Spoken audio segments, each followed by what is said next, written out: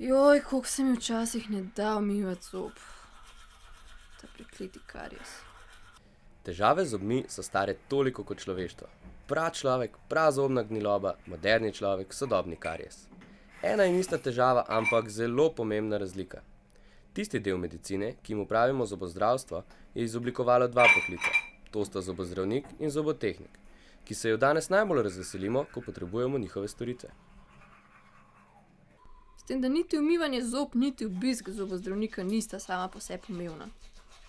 Vzroka za to sta čist različna. Pri neredni negi zob gre v glavnem za lenobo, medtem ko za neredni obisk zobarja je verjetno zraven še kakšen globlji razlog. Kljub temu, da za to v modernem času ni povsem nobenega razloga, je s tema dvema poklicama povezan relativno največji, najbolj razširjen in najbolj iracionalen strah pred bolečino, ki ima v temi ustne votline še posebej velike oči.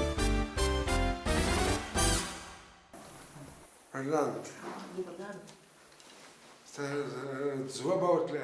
Ja, seveda. Me matra, nič strašno. Tudi mene. Samo mene me ni strah. O, mene je. Ojej. Šolanje je enako dolgo za splošnega zdravnika kot za zobozdravnika. Oba dva študija trajata 6 let, od leta 1989, prej je trajalo to 5 let.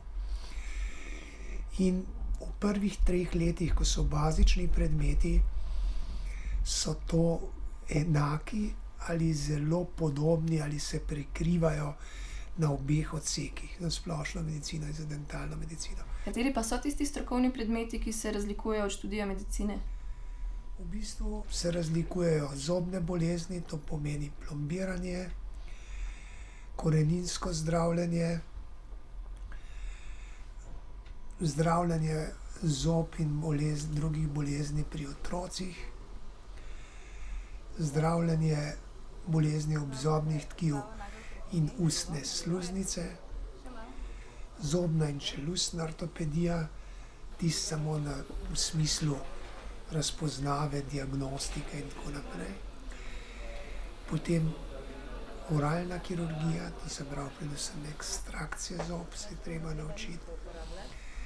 In potem fiksna protetika, to so prevleke, krone, mostički, to se pravi tisto, kar fiksno zacementiramo na obstoječe zobovje.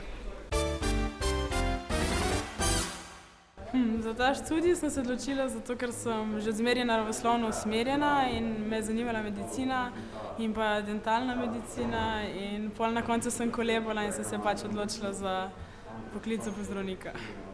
Ta želja se je v bistvu začela razvijati že odkar sem bila majhna, zato ker sem zelo dosti obiskovala zobozdravnike, seveda zato, ker je bilo moje zobovje že takrat malo težavno.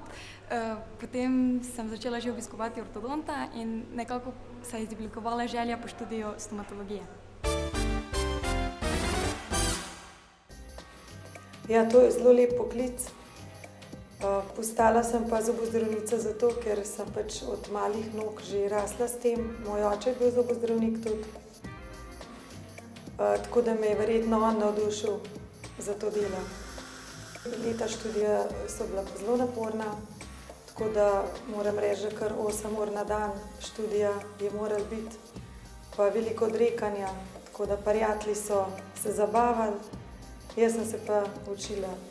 Izobraževati se je še vedno treba ves čas, ampak to je veliko manj naporno in bolj zanimivo.